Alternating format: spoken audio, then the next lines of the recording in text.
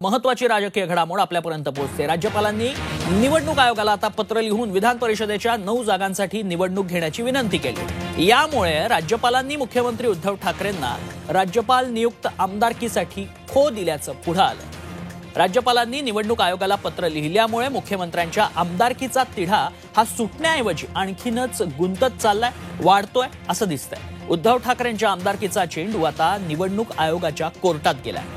त्यामुळे कोरोनाच्या संकटात निवडणूक आयोग अपवाद म्हणून निवडणूक घेणार की ही विनंती धुडकावून लावणार याकडे लक्ष लागलंय।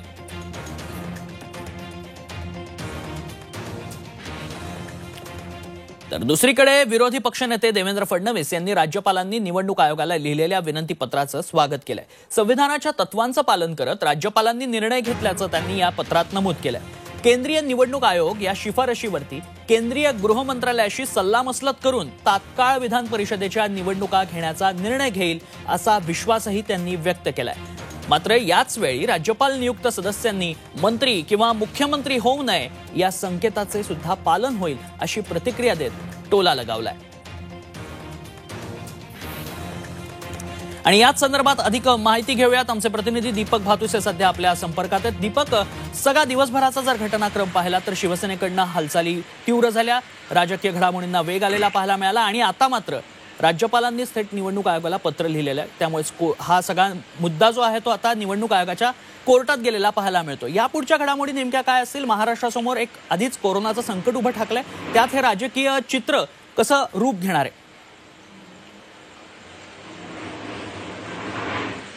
तन्मय, महाविकास आघाडीसाठी आजचा दिवस अत्यंत धावपळीचा होता असं म्हणावं लागेल, राजकीय घडामोडींचा होता। कारण आपण दिवसभरात बघितलं तर सुरुवातीला जी सकाळची पहिली बातमी आपल्याकडे आली ते मिलिंद नार्वेकर जे शिवसेनेचे सचिव आहेत ते राजभवनावर धडकले होते, त्यांनी राज्यपालांची भेट घेतली। त्याच्यानंतर संध्याकाळी पुन्हा मिलिंद नार्वेकर आणि एकनाथ शिंदे हे दोघे एकत्र राज्यपालांना भेटले। महाविकास आघाडीच्या तीनही पक्षांनी वेगवेगळं, म्हणजे काँग्रेसने वेगळं, राष्ट्रवादी काँग्रेसने वेगळं आणि शिवसेनेने वेगळं पत्र निवडणूक आयोगाला लिहिलं, केंद्रीय निवडणूक आयोगाला। आणि 24 एप्रिल रोजी ज्या 9 जागा रिक्त झालेल्या विधान परिषदेच्या त्याची निवडणूक तात्काळ घ्यावी अशी विनंती सुद्धा निवडणूक आयोगाला केली। त्याला सपोर्टिव्ह असं पत्र राज्यपालांनी निवडणूक आयोगाला लिहिलं आणि त्याला साजेशी भूमिका जी आहे ती विरोधी पक्षनेते देवेंद्र फडणवीस यांनी व्यक्त केली।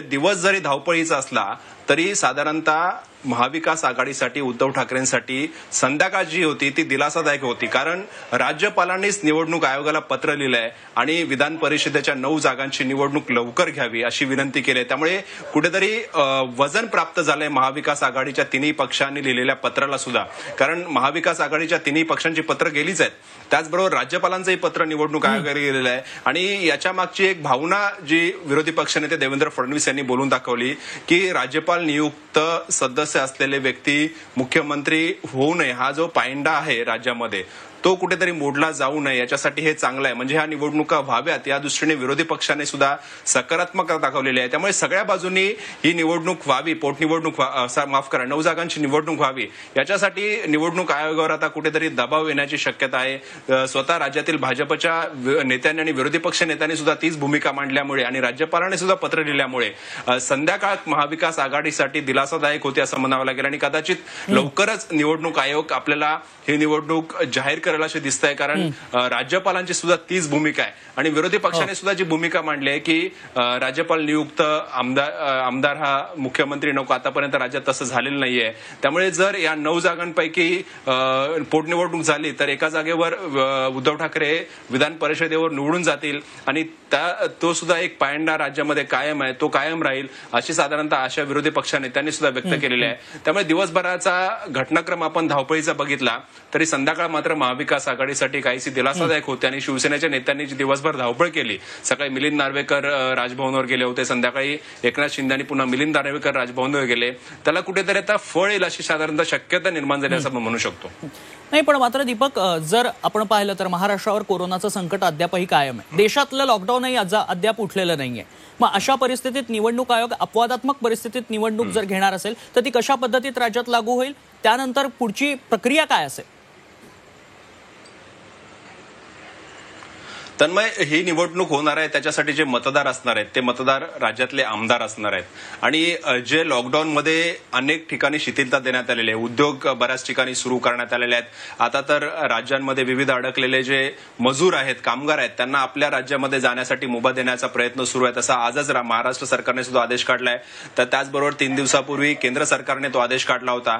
त्यामुळे हळूहळू लॉकडाऊनमध्ये शिथिलता येते आणि आमदार या निवडणुकीमध्ये मतदान करणार असल्यामुळे 288 आमदारांना मतदान करायचं, तशी मोठी गर्दी होणार नाहीये. विधान भवन परिसरामध्ये सोशल डिस्टन्सिंग पाळून मतदान होऊ शकतं, त्याच्यात कुठलीही अडचण येणार नाही. आणि त्याच्या आधी निवडणूक अधिकारी जे नियुक्त, समजा निवडणूक लागली तर निवडणूक अधिकारी नियुक्त केले जातील आणि त्यांच्याकडे अर्ज भरायचे आहेत.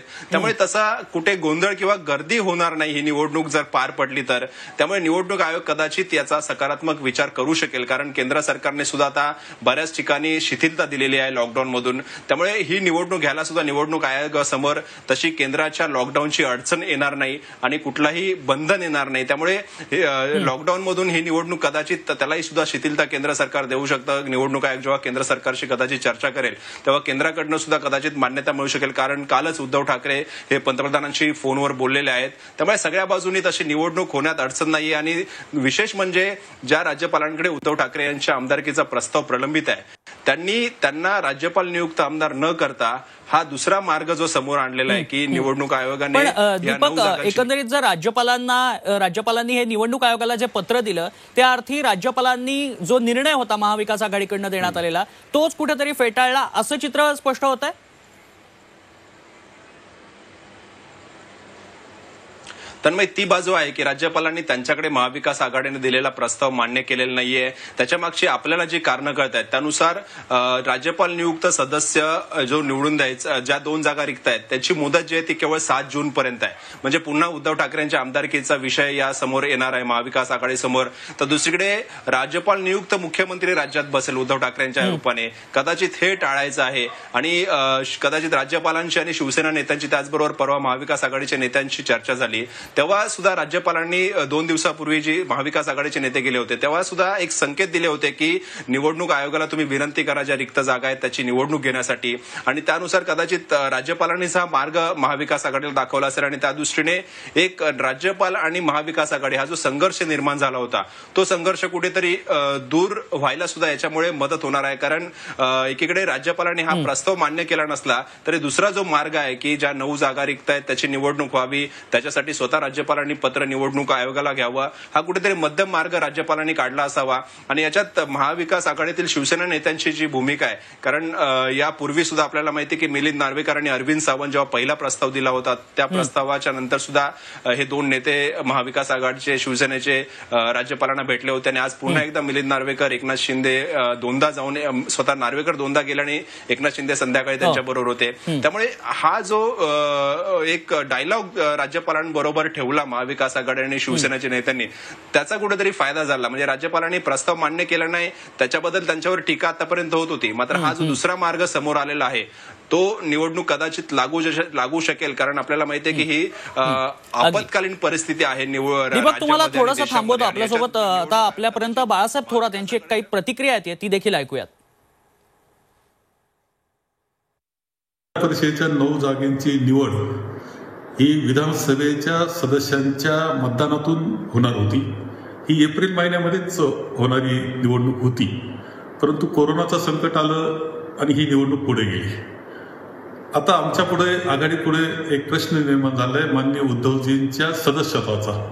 त्यांना दोन्ही सभागृहापैकी एका सभागृहाचं सदस्य असणं आवश्यक आहे आणि हा जो प्रश्न निर्माण झालेला आहे हा सोडण्याकरता म्हणून आम्ही जे तिन्ही एकत्र आलेलो पक्ष आहोत, आघाडी केलेली आहे, आम्ही तिघांनीही पत्र माननीय निवडणूक आयोगाला दिलेलं आहे की ही निवडणूक त्वरित घेण्यात यावी.